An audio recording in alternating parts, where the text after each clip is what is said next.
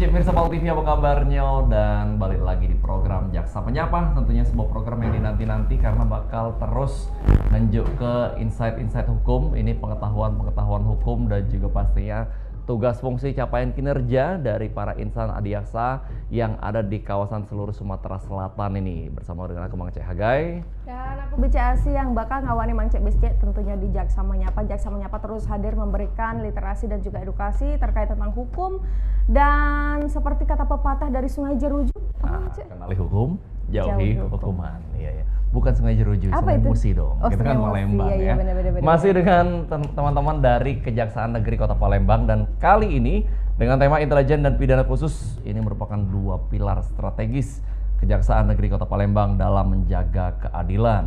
Langsung baik kita sapa narasumber kita hari ini, Asi. Yang pertama tentunya ada Kepala Seksi Intelijen yang sudah tidak asing lagi pastinya, ada Bapak Dr. Hardiansyah SHMH MIPol. Kak Ardi, selamat pagi. Selamat pagi. Apa kabar, Kak? Alhamdulillah sehat, baik. Wah, luar biasa semangatnya Kak Ardi. Sudah ngirup cukup pagi ini? Alhamdulillah udah. Alhamdulillah ya. Iya. Dan juga sudah ada sebelahnya, ini Kepala Seksi Tindak Pidana Khusus yang baru. Iya. Masih ada chargernya tuh yang baru. Ini Kak Ahmad Aryansyah Akbar SHMSI atau Kak Anca. Selamat pagi Kak Anca. Pagi. Sehat ya Kak ya? Alhamdulillah sehat. Wah, luar biasa. Sudah ngopi Kak pagi ini Kak? Udah 2 kali. Lah dua. Wow, luar biasa ngopi gawe. Kalau lambung Kak, pagi lah dua iko. Nah, Bang Cek, berhubung tadi sudah di-spill bahwa memang ini Pak Kasipitsus nih yang baru, mungkin baru beberapa baru tadi kayaknya dilantik. Baru ya. Iya, bukan. Baru masuk. Baru beberapa hari yang lalu ya. Nah, ini gimana nih Kak perasaannya sebagai Kasipitsus yang baru di tengah gencarnya proses hukum pidana khusus yang ada di Kejari Palembang? Ya. Terima kasih, baru 2 hari kita melaksanakan tugas. Memang dari Pitsus yang lama di tahun 2005 juga sudah banyak sekali penyelidikan dan juga tuntutan di sini. Jadi memang kedepannya nanti memang harus lebih baik lagi dari yang sebelumnya, karena sudah banyak sekali prestasi ataupun kegiatan-kegiatan mengenai dari pelaksanaan pada bidang tindak pidana khusus tersebut. I see. Ini jadi satu beban atau menjadi satu pemacu Kak, karena kita tahu sebelumnya Kasipitsus sebelumnya udah banyak kan pastinya prestasi yang membuat viral. Nah, apakah Kak Anca juga bakal lebih banyak konten viral lagi bakal ke depannya ini? Kira-kira seperti apa nih? Jadi pemacu juga kan di sini pastinya, kan. Ya? Karena di tahun kemarin aja kita sampai 14 dik ya. 14 dik sampai dengan penuntutan juga ada 36-an juga di sini. Jadi makanya dari untuk ke depan memang sangat berat, akan tetapi kita mempunyai tim yang solid dan juga kita didampingi juga selalu dengan kasih intel. Jadi untuk backup semuanya mengenai pengamanan dan juga semua data-data yang akan kita butuhkan tersebut. Luar biasa. Apakah sudah banyak data-data baru ini dari kasih intel ini? Kalau untuk itu untuk data-data sudah kita dapatkan, sudah dapatkan dari kasih intel, dan juga selama ini juga dari intel ke Pitsus juga selalu mensupport data kepada kita pada seksi pidana khusus. Baik, kolaborasi yang baik harus dibangun kembali ya Pak Dia.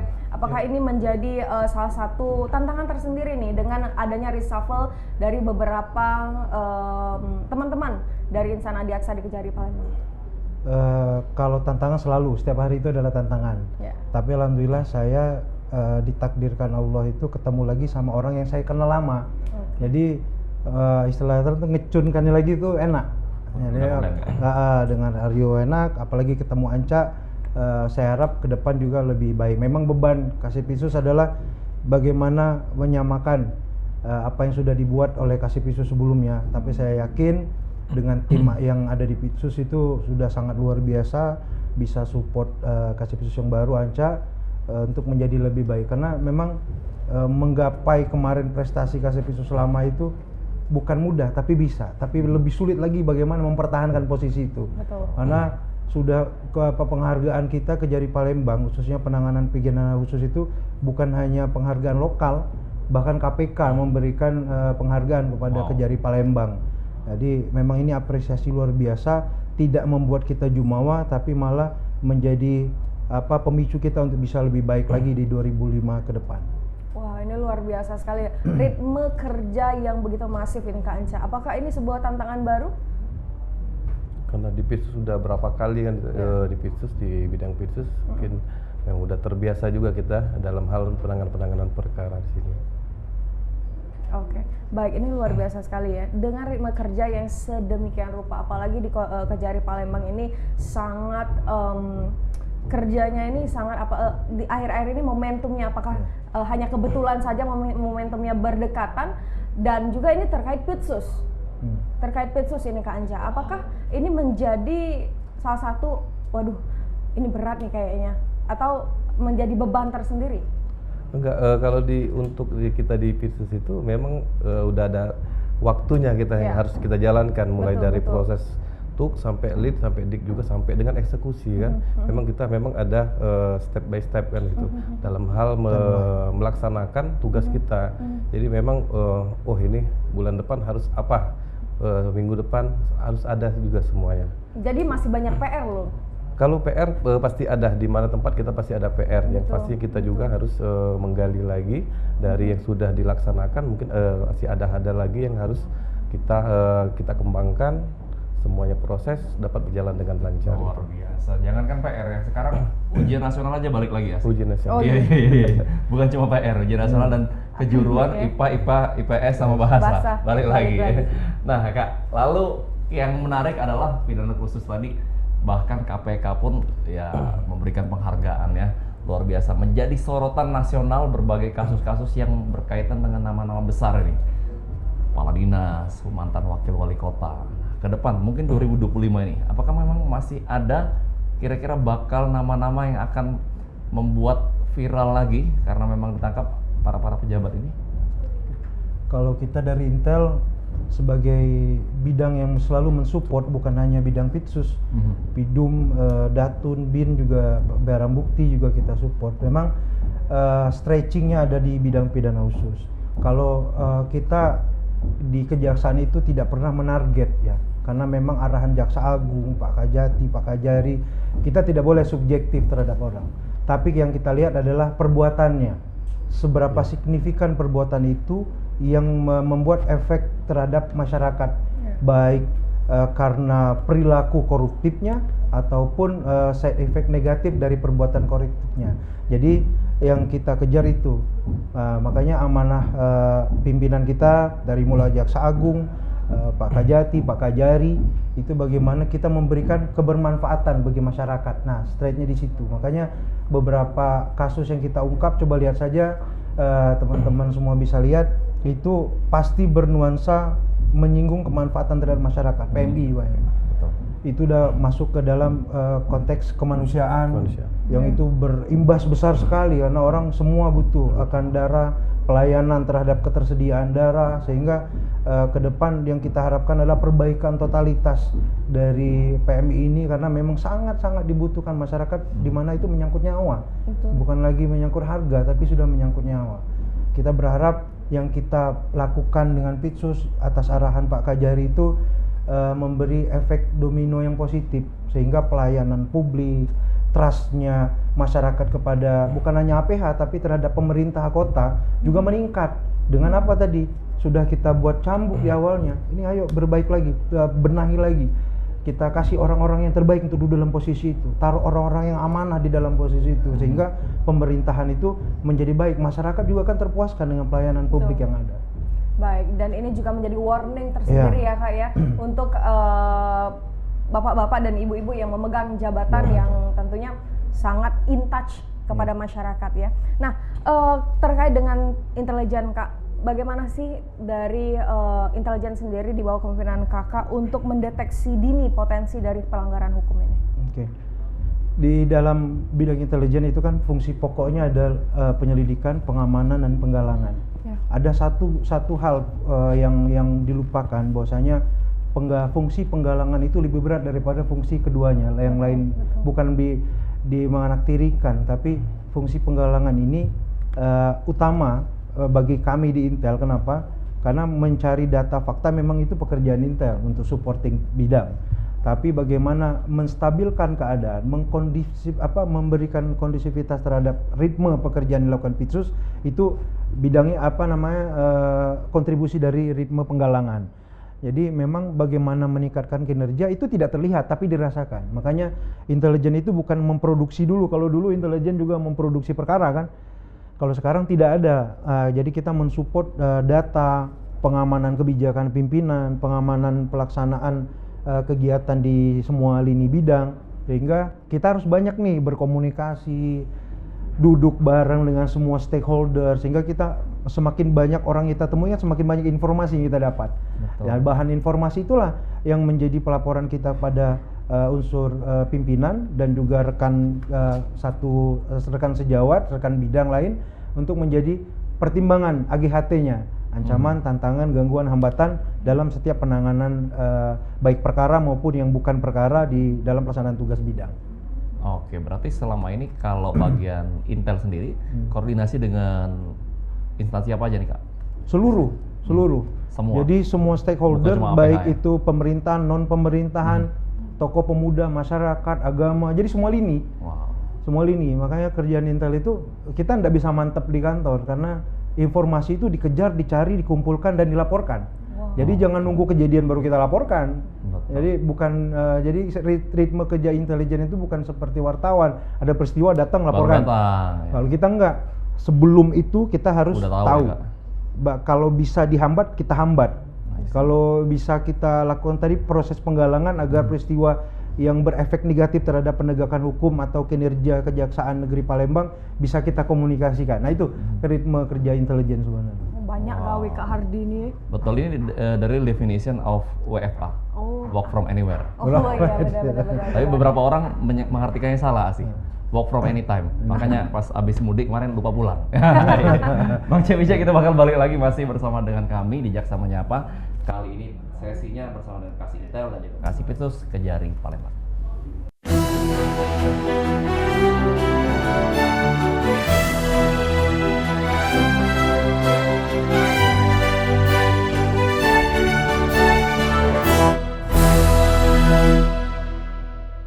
Masih dari Studio 2 PAL TV, Mang Cebice masih dengan Jaksa Menyapa dan juga masih bersama dengan Kepala Seksi Intelijen dari Kejari Palembang dan juga Kepala Seksi Tindak Pidana Khusus dari Kejari Palembang. Ya, betul sekali. Dan Kasih Pitsus, Bapak Anca tentunya yang baru mungkin kurang lebih 2-3 hari menjabat sebagai Kasih Pitsus. Mungkin kita tarik mundur ke belakang nih Kak Anca terkait dengan tugas fungsi yang baru di jabatan Kasih Pitsus ini, mungkin boleh di-spill ke masyarakat. Memang tugas memang baru di sini, baru 3 hari, kan tetapi semua mungkin tahu dari Seksi Tindak Pidana Khusus, yaitu menangani perkara mulai dari sprintuk sampai dengan eksekusi, yaitu sprintuk, lead, dik, dan tut, eksekusi, di mana kita memang dituntut bagaimana untuk melaksanakan pekerjaan itu secara profesional dalam hal penanganan perkara dan juga semua tindakan ataupun pelaksanaan pekerjaan itu harus dipublish sehingga masyarakat dapat melihat bahwa transparansi dalam kita menangani perkara, tidak ada yang ditutupi ataupun tidak ada yang memang kita sesuai dengan on the track aja kan. Bagaimana adanya suatu perkara, siapa yang harus kita periksa, ya bagaimana cara menanggapinya, kita melakukan dinamika kelompok, semuanya itu kita akan laksanakan di situ. Dan banyak lagi memang tugas-tugas dari kejaksaan khususnya di bidang Pitsus untuk melangkah ke depan lebih baik lagi. Kalau timnya Kak, mungkin boleh di-spill sedikit di bawah Kasih Pitsus. Ada kasubsi-kasubsi? Ya, kita ada kasubsi penyidikan dan juga ada kasubsi penuntutan di sini. Kita juga ada jaksa fungsional di situ. Jaksa fungsional itu ada mungkin ada 12 dan juga ada staf tata usaha. Disitulah yang sangat membantu dalam hal penanganan perkara. Dalam hal penanganan perkara, mulai dari pemeriksaan, permintaan keterangan sampai dengan persidangan. Jadi memang dinamika kelompok dan juga dalam hal semua apa yang akan kita laksanakan itu memang ada suatu perencanaan. Tidak bisa semata-mata kita harus tetapkan ke penyidikan, naikkan ke penyidikan, tetapkan tersangka. Makanya kita selalu menggandeng, lagi-lagi kita selalu menggandeng intelijen. Maka intelijen itu memang dari bawah, dari nol sampai dengan eksekusi itu kita selalu perannya sangat baik bagi kami di sini, karena menanyakan selalu AGHT yang tadi. AGHT, oh perkara case yang A ini bagaimana ke depannya terhadap di luar ataupun di masyarakat di situ. Makanya intelijen selalu mengupdate dari semua apa yang kami laksanakan dalam hal di Pitsus itu.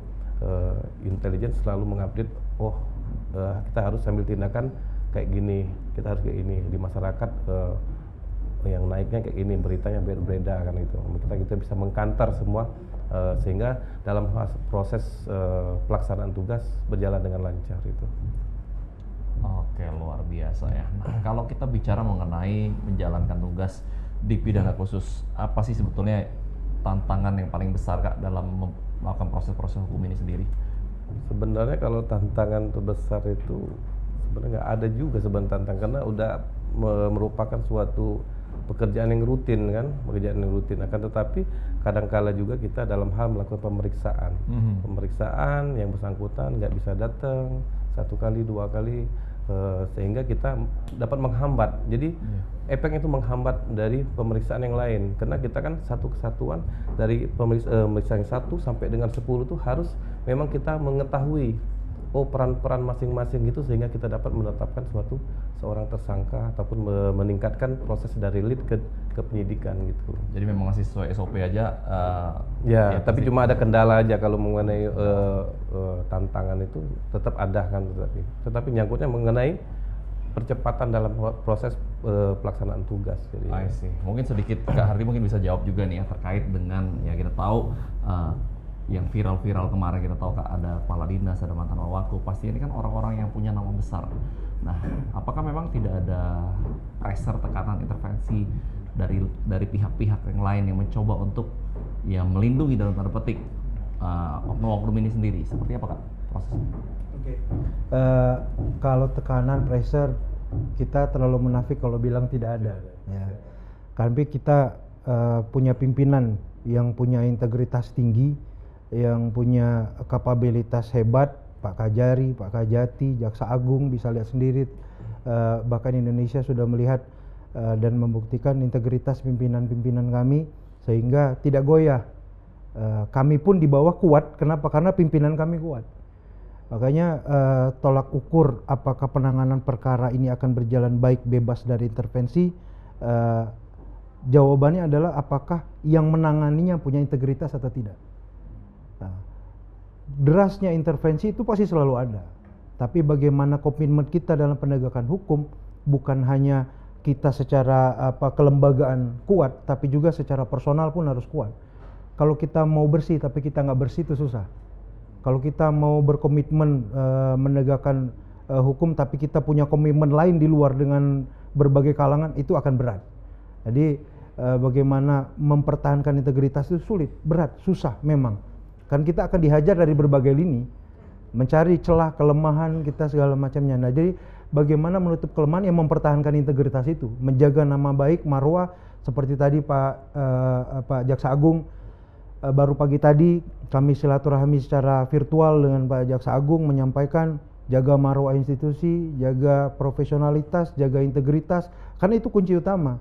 Kuatan kita itu ada pada diri kita, lembaga kita berdiri kokoh kuat, itu karena kapalnya kuat gitu. Nah, kodanya hebat. Jadi bagaimana mengarungi lautan karena bentukannya sudah kuat dan yang megang kapalnya pun hebat gitu. Jadi kita di bawah sebagai prajurit-prajurit dari nahkoda itu ya tinggal ngikuti alur pimpinan dan nahkoda yang sudah hebat itu aja sebenarnya. I see. Tapi kadang-kadang kan kita sebagai kasih-kasih juga menahkodai kapal-kapal kecil juga. Ya. Dan pastinya sebagai decision maker juga pastinya dari teladan tadi mungkin ya menjadi contoh juga. Ya, benar. Jadi dengan posisi saat ini diberikan pemimpin yang punya teladan baik, jadi kita juga harus meneladani itu dengan baik. Bagaimana Pak Kajari kami memberikan contoh dan memberikan instruksi, ya itu yang kami laksanakan. Samina wa ta'na lah kata santri-santri itu. Jadi kita mendengar dan melaksanakan apa yang menjadi instruksi. Karena kalau kita udah satu komando, insya Allah selamatlah kapalnya. Walau memang tadi bahasanya kita punya lingkup bidang kita, lingkup seksi kita yang kita bawa, yang kita pimpin, memang benar. Tapi tidak lepas dari rutinitas kita melaporkan kegiatan kita pada pimpinan untuk berdiskusi dan memutuskan cara bersama. Wow, luar biasa ya. Wah, luar biasa ya. Pasti kapal itu tidak bocor ya Kak ya. Nah, Kalau bocor tenggelam. Kak. bahaya itu. Bahaya. Ada kapal yang bocor, kapal salam. Harus bocor itu ya. Nah ini luar biasa sekali. Nah kalau Pitsus ini kan adalah ujung tombak ya Kak, bisa kita bilang ujung tombak dari penanganan kasus-kasus yang besar. Dan juga kalau tadi kata dari Mancahaga ini adalah kasus besar yang menyangkut nama-nama besar. Nah dan juga data-data yang diberikan oleh Kasintel ini adalah data-data dengan ritme kerja juga yang cepat, tepat dan akurat. Itu bagaimana Kak?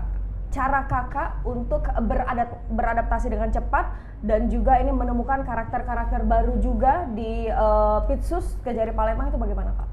Ya, memang kita kalau walaupun baru tuh nggak ada bilang baru, nggak bisa bilang itu nggak tahu kan gitu kan. Kalau udah kita udah duduk harus tahu jadi kan. Betul. Jadi semua lini, semua elemen, semua dari apa yang di kantor itu, semua bidang tuh harus memang kita harus mengetahui. Jadi sehingga kita dapat memacu dari setiap bidang tadi bisa memacu kayak Ardi tadi bilang, nah kodanya kayak mana kan gitu. Walaupun kapal kecil kami sendiri dikasih kan gitu, tetapi kami harus bisa membawa dari kasupsi dan juga jaksa fungsional kami itu untuk bekerja dengan lebih tepat lagi, akurat ya bilang gitu. Betul. Ya. Wah ini pasti kapalnya speedboat karena ngebot. Kalau ngebut cepat ya. Iya, kalau nggak ketinggalan kita kan. Iya benar. Oh, apalagi Intel. Udah duluan di depan. Iya, selangkah lebih maju. Nah, Kak, kalau terkait dengan kasus-kasus korupsi yang pastinya banyak, ini menjadi laporan juga pastinya banyak dari masyarakat dan juga menjadi pertimbangan. Apa sih yang menjadi pertimbangan memilah-milah kasus yang menjadi prioritas dalam penanganan di pidana khusus ini sendiri? Ya, memang laporan pengaduan udah berapa tahun ini memang cukup banyak terhadap di kejaksaan kan. Karena kepercayaan masyarakat khususnya di Sumsel ini kepada kejaksaan memang lebih meningkat, lebih tinggi lagi kan di sini karena pemimpinan tadi yang lebih baik, yang memang yang baik dan di situ dalam hal melaksanakan tugas.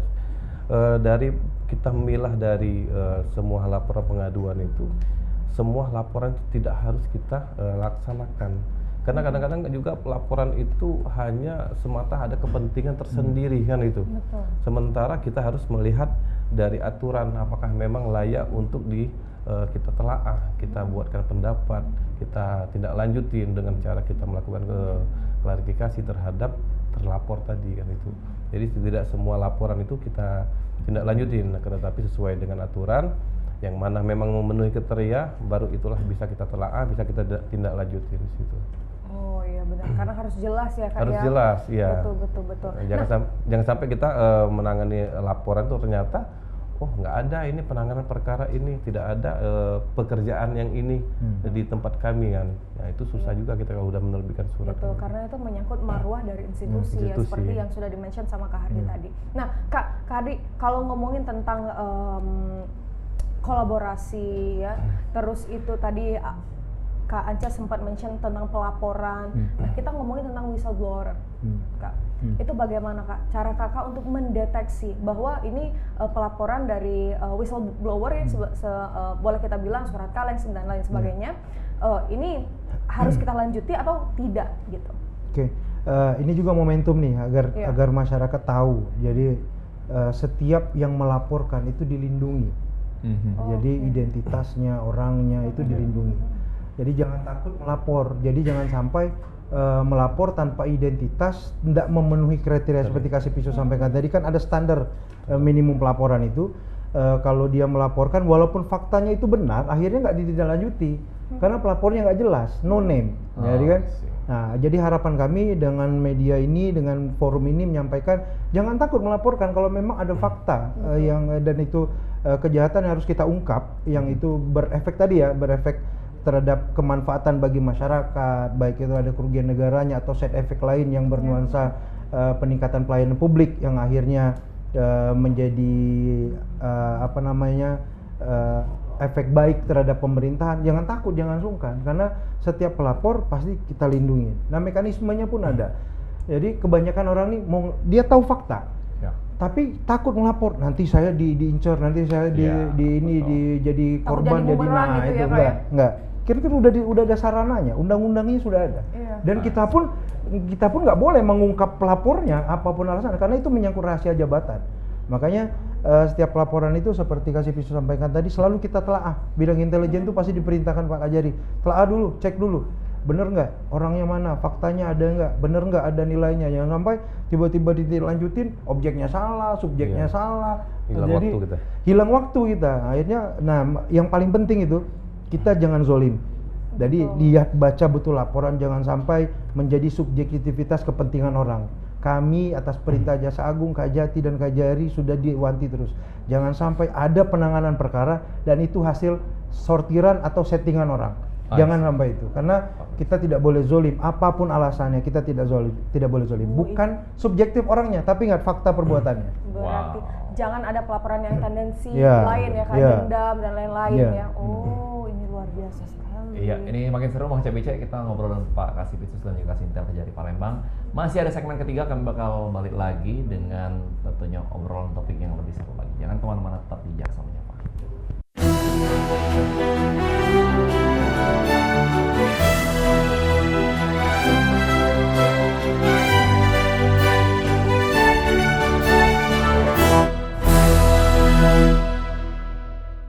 Masih bersama kami Mang Cek Bice tentunya di Jaksa Menyapa dengan Cek Asi dan juga Mang Cek Hagai.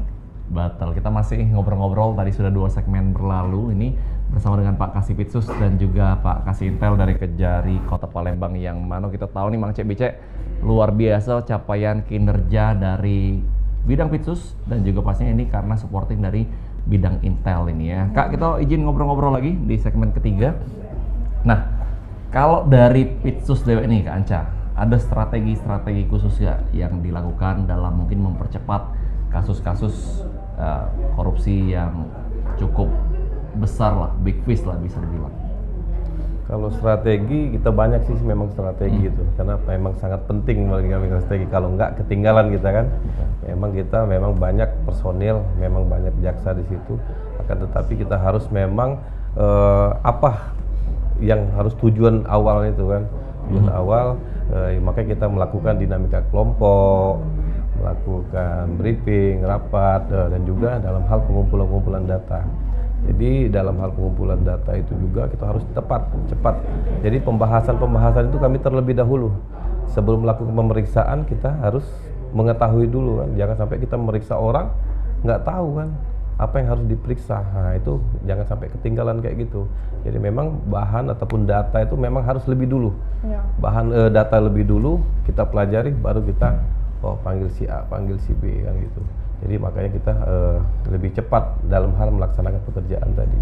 Betul. Untuk tindak lanjutnya Kak, apakah ada cara-cara khusus untuk Kakak memastikan bahwa perkara-perkara ini, penyelidikan ini berjalan dengan adil dan juga transparan? Ya kalau adil kita dan juga transparan, kita telah melakukan publikasi tadi kan terhadap penanganan perkara. Begitu proses penanganan perkara kita mulai, kita juga membuka ruang dan juga kita lalu berkoordinasi dengan Intel. Kita hari ini ada melakukan pemeriksaan di pada case A, B, C. Tuh, jadi nanti Intel bisa untuk keluar untuk melakukan publish terhadap media gitu. Jadi masyarakat juga bisa mengakses informasi di situ. Informasi apa yang dilaksanakan oleh Kejari Palembang sini. Baik. Betul sekali, tentang publikasi, edukasi, literasi gitu ya Kak ya. Nah, kemarin episode sebelumnya Kak, ini kemarin kita ngobrol dengan Pak Kajari itu bahwa salah satu culture shock beliau datang ke Palembang itu adalah perkara anak di bawah umur. Nah, dan ini menjadi concern beliau untuk memberikan edukasi dan juga literasi kepada masyarakat Kota Palembang bahwa hukuman anak di bawah umur ini, walaupun anak di bawah umur kita tetap memberikan hukuman yang adil ya Kak ya. Nah itu bagaimana Kak pendapat Kakak? Oke. Sebenarnya itu apa yang diniatkan Pak Kajari itu sebanding lurus dengan tupoksi Intel. Betul. Memang di Intel itu kan ada penyuluhan hukum, penerangan hukum. Kedepannya memang sudah amanah beliau bagaimana perkara-perkara yang sudah terjadi nih yang melibatkan anak di bawah umur ini menjadi atensi kita, concern kita untuk bisa masuk ke sekolah, ke masyarakat, sampai lini bawah untuk bisa tersosialisasi dengan baik. Makanya tadi Asi bilang sama Agai, kenali hukum, jauhi hukuman. Kadang orang nantang bagaimana, sudah nanti paling dihukum, karena nggak paham cara kerja hukum itu bagaimana, kan? Efeknya itu setelah dia dihukum kan nama baik rusak, bukan hanya keluarganya, masa depannya. Itu yang tidak disosialisasikan. Apabila dia mengerti bagaimana ritme bekerja hukum dan efeknya terhadap personal branding dia selaku anak, selaku orang tua, keluarga, pasti nggak akan berbuat tadi. Makanya dia harus mengenali ritme hukum itu sehingga dia akan menjauhi hukuman. Wah, nih nggak bagus nih kalau kayak gini gitu loh. Pergaulan-pergaulan yang itu kan orang-orang yang belum pernah dihukum tapi seolah-olah akan menantang proses hukum itu. Tapi setelah dihukum, coba lihat pelaku-pelaku yang tadinya menantang di medsos, kemudian di pergaulan mereka, di lingkaran temannya, setelah terpenjara, setelah masuk, coba lihat baik sikapnya, perilakunya, kemudian mimiknya, bahasanya akan jauh berubah kan? Nggak bisa dia kemudian, mana pernah dilihat di TV ataupun di media orang yang sudah dihukum atau di penjara kemudian bisa menantang lagi di depan kamera? Nggak pernah ada kita.